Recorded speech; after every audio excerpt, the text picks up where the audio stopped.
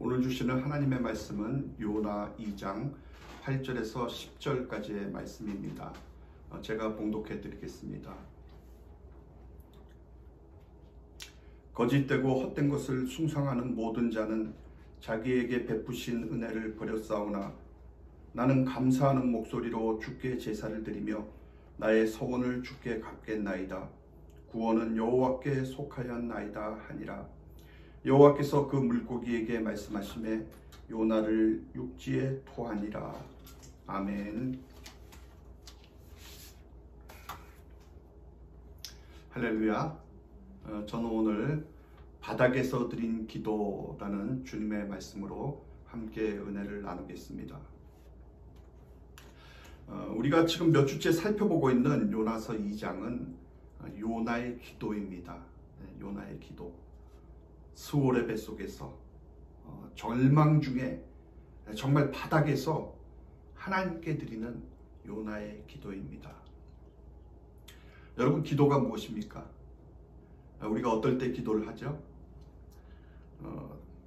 대개 사람들은 기도를 이렇게 생각합니다. 내게 필요한 무엇을 위해서나 내가 처해 있는 공경으로부터 벗어나기 위해 하나님의 호의를 이끌어내기 위해서 기도한다고 생각을 합니다. 대개의 기도들이 그렇습니다. 그러나 진짜 기도라고 하는 것은 나의 뜻을 관철시키기 위해 하나님의 호의를 이끌어내는 것이 아니라 하나님의 마음에 내 마음을 조율해가는 과정이라고 그렇게 말할 수가 있습니다. 진짜 기도는 그런 것입니다. 우리가 오케스트라 연주를 보러 가더라도 지휘자가 나오기 전에 악장이 먼저 나와서 모든 악기의 소리를 다 맞추지 않습니까? 조율을 하는 것이죠. 우리가 기도를 한다고 하는 것은 뭐냐 하면 너무 느슨해진 우리의 마음을 또는 때때로 긴장 때문에 너무 팽팽해진 우리의 마음을 조율해서 하나님의 선율을 노래하도록 하기 위해서 하는 것이 바로 기도입니다. 다시 말해서 기도는 하나님의 선율을 노래하기 위해서 하나님의 마음으로 우리의 마음을 조율해 나가는 과정이 바로 기도인 것입니다. 그래서 조지 맥도날드 목사님은 모든 기도가 원하는 대로 응답받는 것보다 하나님과 대화하는 데 훨씬 더 많은 가치를 두는 것이 기도의 궁극적인 목표이다 라고 이렇게 말을 했습니다. 여러분, 우리가 일상적으로 기도하는 것은 내 의지적으로 합니다. 그렇죠? 그러나 사실 우리가 기도에 깊어지기 위해서는 우리에게 필요한 것이 뭐냐 하면 일상생활 속에서 규칙적으로 기도하는 일이 필요합니다. 그게 기도가 나의 몸과 마음 속에 마치 숨처럼 그렇게 배어드는 일입니다. 그것이 기도를 통해서 하나님의 마음과 나의 마음을 조율하는 것인데, 그럴 때 우리는 우리의 영혼을 내쉬고 하나님의 영을 들이마시게 됩니다. 그래서 진짜 기도는 내가 하는 것처럼 보이지만 하나님이 내 속에 당신에 대한 그리움을 창조해 주시지 않으면 우리가 기도할 수가 없는 것입니다. 그런데 그 하나님에 대한 그리움은 언제 오냐 하면 나의 가능성이 끊어진 자리에서, 그러니까 바로 바닥에서 하나님에 대한 그리움이 발생할 때가 많습니다. 절망에 빠졌을 때 특히 그렇습니다. 그래서 기도는 내가 하는 경우도 있지만 내 속에서 하나님이 그리움을 불러일으키기 때문에 하게 되는 그런 기도도 있습니다. 오늘 본문의 요나가 바로 그런 케이스인데요. 여러분, 그런데 우리가 절박함에 빠졌을 때 정말 내 힘으로는 도저히 어찌할 수가 없는 상황에서 하나님이 우리로 하여금 하나님을 찾도록, 하나님을 부르짖도록 그렇게 이끌어 가심에도 불구하고 우리의 기도가 하나님께 상달되어야 하는데 상달되지 못하는 이유가 있습니다. 왜 하나님은 나의 기도를 응답하지 않으시는가? 이사야 59장 1절에서 2절에 보면 여호와의 손이 짧아 구원하지 못하심도 아니요 귀가 둔하여 듣지 못하심도 아니라 오직 너희 죄악이 너희와 너희 하나님 사이를 갈라놓았고 너희 죄가 그의 얼굴을 가리어서 너희에게서 듣지 않으시게 함이니라. 이렇게 말씀합니다. 여러분, 우리는 하나님 이 코로나 재앙을 빨리 떠나게 해주세요 라고 이렇게 기도를 합니다. 정말 간절하게 기도를 합니다. 근데 하나님이 응답을 안 하세요. 왜 그럴까요? 우리의 죄악을 먼저 회개해야 하는데 우리의 죄악이 하나님과 우리 사이를 가로막고 있어서 그래서 하나님이 응답하지 않으신다는 겁니다. 그럼 어떻게 해야 우리의 기도가 상달되느냐? 역대하 7장 14절에 보니까 내 이름으로 일컫는 내 백성이 그들의 악한 길에서 떠나 스스로 낮추고 기도하여 내 얼굴을 찾으면 내가 하늘에서 듣고 그들의 죄를 사하고 그들의 땅을 고치리라. 그 악한 길에서 떠나 스스로 낮추고 기도해야 된다는 것입니다. 그런데 그 악한 길에서 떠나지도 않고 기도만 하니까 그러니까 하나님께 상달이 되지를 않는 것입니다. 그 악한 길에서 떠나고 회개하고 그리고 나서 기도하면 하나님이 하늘에서 그 기도 소리를 듣고 그 죄를 사하고 그 땅도 고쳐주신다라는 것입니다.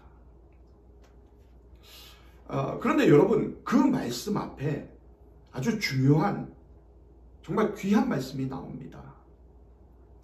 무슨 말씀이냐 하면 혹 내가 하늘을 닫고 비를 내리지 아니하거나 혹 메뚜기들에게 토산을 먹게 하거나 혹 전염병이 내 백성 가운데에 유행하게 될 때에 라고 합니다. 자, 이 말씀을 보니까 눈이 확 떠지지 않습니까? 지금 말씀 뒷부분에 뭐라고 하시죠? 혹 전염병이 내 백성 가운데에 유행하게 될 때에 그럴 때 어떻게 하라는 거예요? 내 이름으로 일컫는 내 백성이 그들의 악한 길에서 떠나 스스로 낮추고 기도하라는 겁니다. 그러면 내가 그 땅을 고칠 거라고 이렇게 말씀하고 계시는 것입니다. 여러분, 회개가 무엇입니까? 내가 지금 가고 있는 방향을 잘못된 것을 깨닫고 그 방향을 바꾸는 것입니다.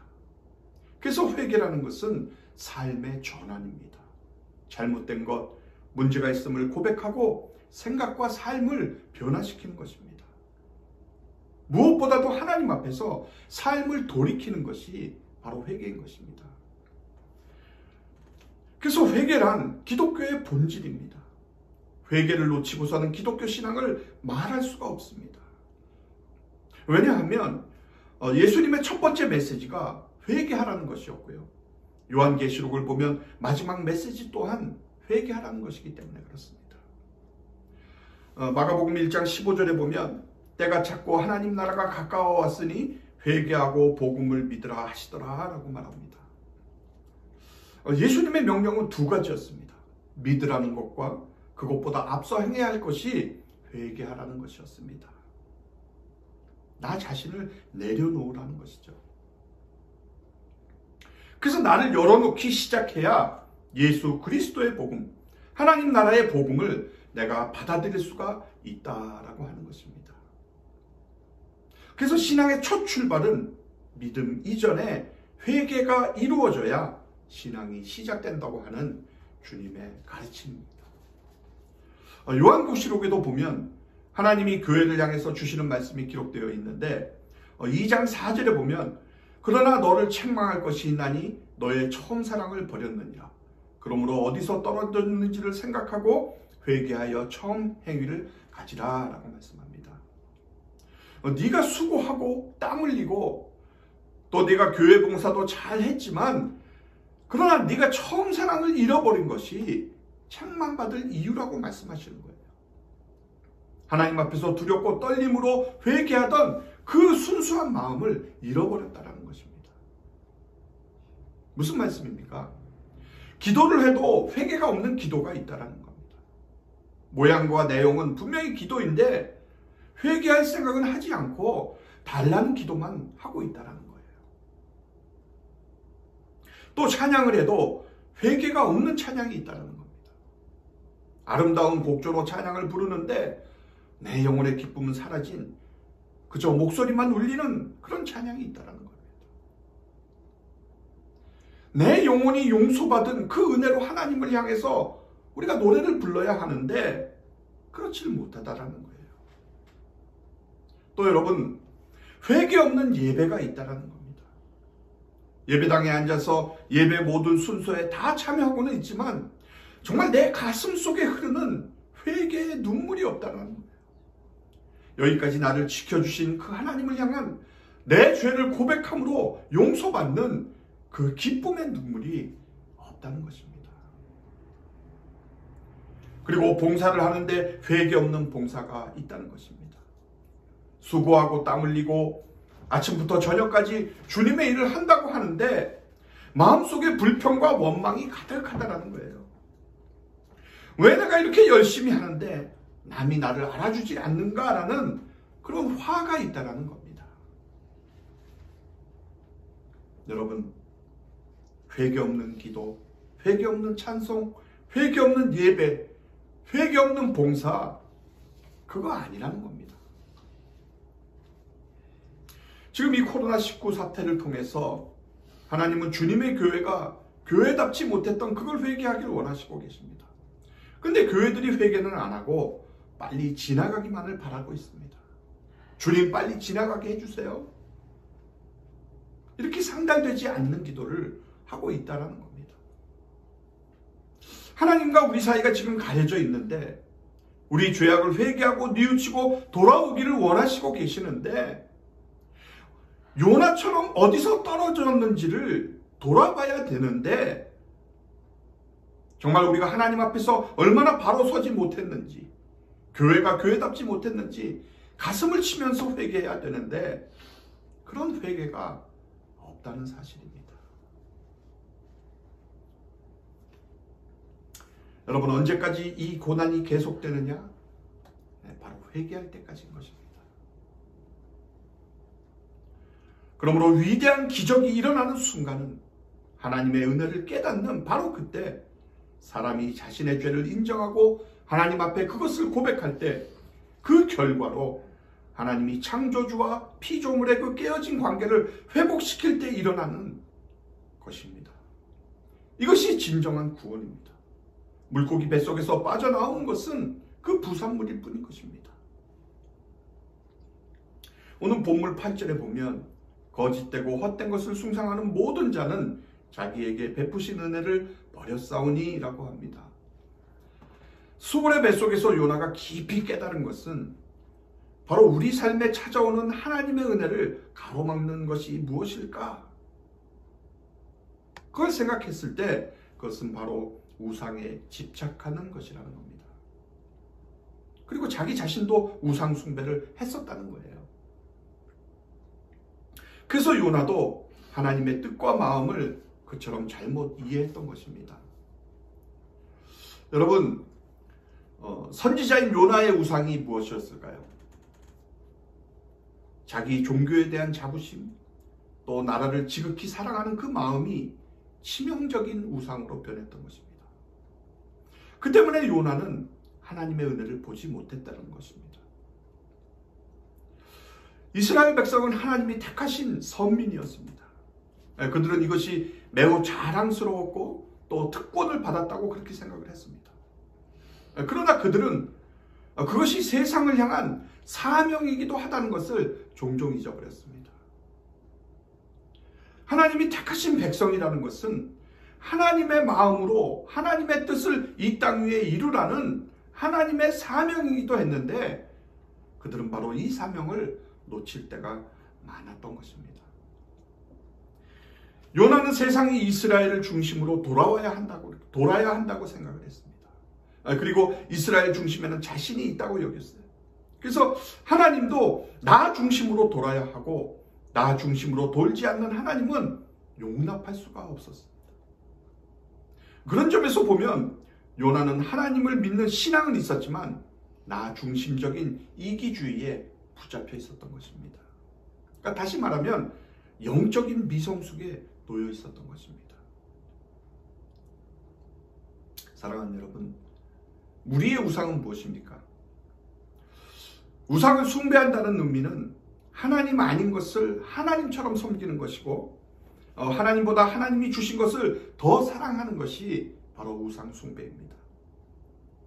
이스라엘 백성들도 하나님을 섬긴다고 하면서 자신들이 신당을 지어놓고 신당에 금송아지를 만들어서 그것을 하나님이라고 믿었습니다.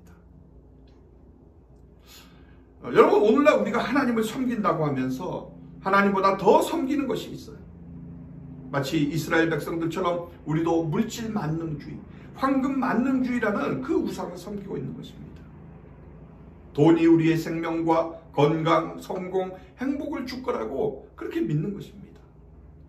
그래서 마음을 다하고 힘을 다해서 돈을 버는 거예요. 돈을 더 믿을만하다고 생각하기 때문에 그래서 하나님을 예배하는 일보다 돈을 버는 게 더 우선순위가 되고 있는 것입니다. 그래서 결국에는 그 목적이 다른 모든 가치나 하나님께 대한 믿음을, 하나님의 은혜를 무너뜨리는 절대적인 가치가 되기 때문에 그것이 바로 우상이 되는 것입니다. 요나는 물고기 뱃속에서 자신이 무엇을 놓쳤는지, 왜 하나님의 명령에 그처럼 극렬하게 반대를 했는지를 깨닫기 시작했습니다. 요나는 니느웨로 가서 은혜를 전파하라는 지시를 받았지만 정말 본인조차 그 은혜의 의미를 깨닫지를 못했던 거예요. 근데 만신창이가 되고 초라한 모습으로 바닥을 치고 나서야 그제서야 그 진리가 이해되기가 시작했던 것입니다. 구원은 은혜에서 비롯되는 것이었고 그렇기 때문에 누구든지 구원을 받을 수가 있다라는 그 사실을 깨달은 겁니다. 요나가 이런 깨달음을 얻었기에 그의 마음속에 자리 잡고 있었던 그 모든 우상들이 사라져버린 거예요. 그래서 요나는 9절에서 나는 감사하는 목소리로 주께 제사를 드리며 나의 소원을 주께 갚겠나이다. 구원은 여호와께 속하였나이다 라고 기도를 합니다. 여러분, 이 9절 말씀에서 우리가 주목해서 볼 것이 있는데요. 나의 소원을 주께 갚겠나이다 라고 요나가 기도를 했다는 것입니다. 근데 이 기도를 한번 가만히 생각해 보면 지금 물고기 뱃속에서 죽기 일보 직전에 내가 나의 소원을 하나님 앞에 갚겠습니다 라고 헌신의 기도를 드리는 것입니다. 어떻게 보면 정말 속된 말로 정말 웃기는 기도 아닙니까? 근데 이 웃기는 기도가 그동안 우리가 생각하고 있었던 그 헌신의 기도가 얼마나 잘못된 기도였는지를 우리들에게 알게 해주는 기도라는 겁니다. 왜냐하면 우리는 뭐가 있어야 헌신을 한다고 생각하잖아요. 시간이 있어야 하고 돈이 있어야 하고 건강해야 하고 이렇게 모든 여건이 맞아야 헌신을 하고 한다고 생각을 합니다. 그래서 헌신하지 못하는 분들의 이유를 들어보면 바빠서 할 수 없고 몸이 아파서 할 수 없고 애가 어려서 할 수 없고 지금 투잡, 쓰리잡을 뛰어야 되니까 안 되고 교회가 멀기 때문에 안 되고 그렇게 헌신하지 못하는 이유들이 많은데 지금 물고기 뱃속에서 헌신을 하겠다고 하고 있는 이 요나의 기도가 얼마나 웃기는 기도냐는 거예요. 정상적인 사람이 이 기도를 읽으면 정말 벼룩도 낯짝이 있지. 어떻게 물고기 뱃속에서 아무것도 없을 때 아무것도 못할 때 헌신의 기도를 드리냐는 것이죠. 여러분, 그런데 이게 정말 웃기는 기도일까요?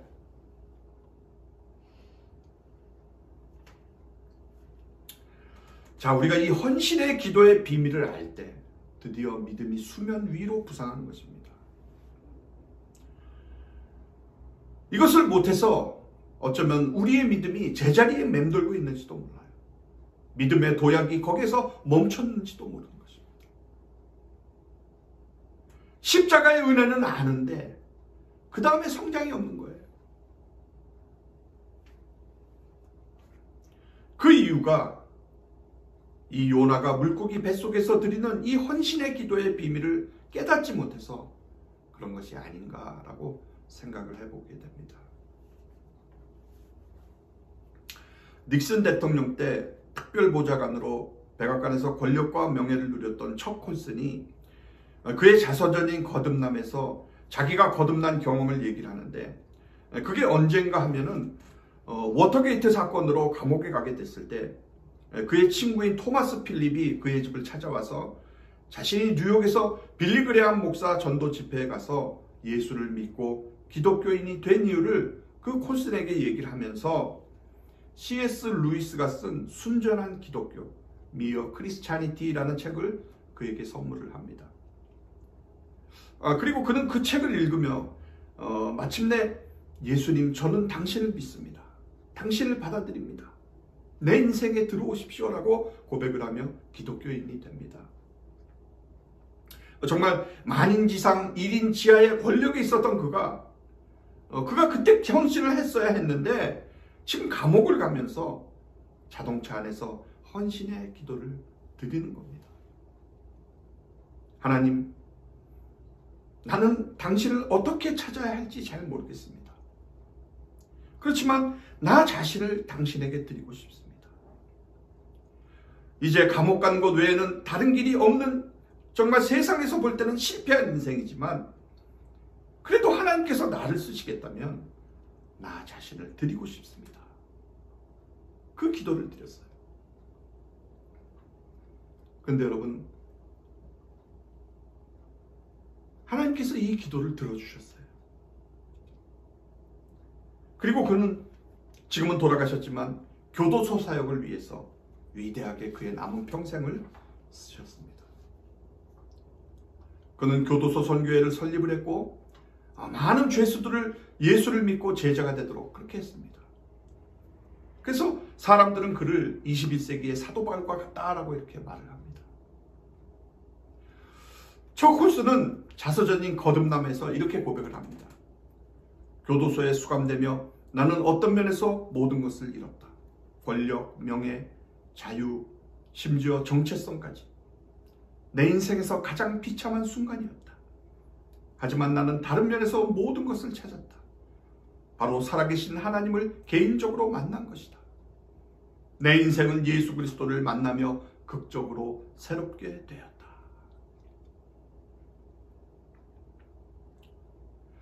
그러니까 감옥에 가면서 자기 자신을 드리겠다고 헌신의 기도를 드린 이 척 콜슨이나 물고기 뱃속에서 죽는 것 외에는 다른 길이 없었는데 나의 소원을 주께 갚겠나이다 하면서 헌신의 기도를 드린 요나나 굉장히 공통점이 있다는 겁니다. 무슨 공통점이냐 하면 우리들의 상식을 뛰어넘는 것이죠. 우리가 생각하기에는 가진 게 있어야, 시간이 있어야, 돈이 있어야, 생활에 여유가 있어야 이래야 헌신을 하는데, 그런데 그걸 다 뛰어넘어서 그런 것이 없어도 하나님 앞에 헌신할 수가 있다는 것을 우리에게 보여준 것입니다. 그렇다고 한다면 여러분도 헌신하지 못할 아무런 변명을 하나님 앞에 내세울 수가 없는 것입니다. 요나가 물고기 뱃속에서 헌신의 기도를 드릴 수가 있었다면, 감옥 가는 척 콜슨이 하나님 앞에 자기 자신을 드리는 헌신의 기도를 드릴 수가 있었다면, 지금 여러분도 여러분의 상황이 얼마나 악조건인 줄은 모르지만 수많은 변명 대신 여러분도 하나님 앞에 헌신의 기도를 드릴 수가 있는 것입니다. 사랑하는 여러분, 요나는 하나님께로 돌아가는 길을 알았습니다. 요나는 마침내 그의 다른 모든 죄를 끌고 간 자기 속의 죄를 고백하고 있습니다.